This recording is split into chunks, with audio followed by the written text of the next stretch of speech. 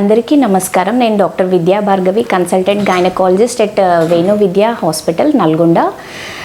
ప్రెగ్నెన్సీలో మోస్ట్ కామన్గా urinary tract infections ఎందుకు వస్తాయి అని చాలామంది అడుగుతూ ఉంటారు. సో దీనికి రీజన్స్ ఏంటి అంటే, ప్రెగ్నెన్సీలో most commonly hormones progesterone and relaxin hormone ఇవి స్మూత్ మజిల్స్ని రిలాక్స్ చేస్తూ ఉంటాయి. సో దానివల్ల ఏంటి అంటే, మూత్రపిండంలో చేంజెస్, కిడ్నీలోను అండ్ యూరిటర్స్లో వచ్చే చేంజెస్ వల్ల ఎక్కువగా యూరిన్ అక్కడ ఉండిపోతుంటుంది. దానివల్ల ఎక్కువగా యూరిన్ ఇన్ఫెక్షన్స్ అనేవి వస్తూ ఉంటాయి. అండ్ ఆల్సో గ్రోయింగ్ యూట్రస్, గర్భసంచి పెరుగుతూ ఉండడం వల్ల అది బ్లాడర్ని కంప్రెస్ చేస్తూ ఉండడం వల్ల కూడా యూరిన్ ట్రాక్ట్ ఇన్ఫెక్షన్స్ వస్తూ ఉంటాయి. ఇవి ముఖ్యమైన కారణాలు యూరిన్ ఇన్ఫెక్షన్స్ రావడానికి.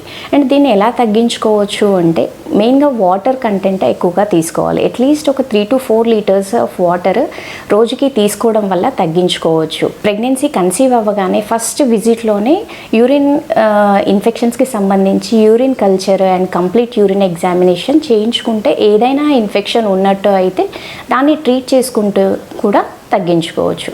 Thank you. Please like, share and follow for more health updates.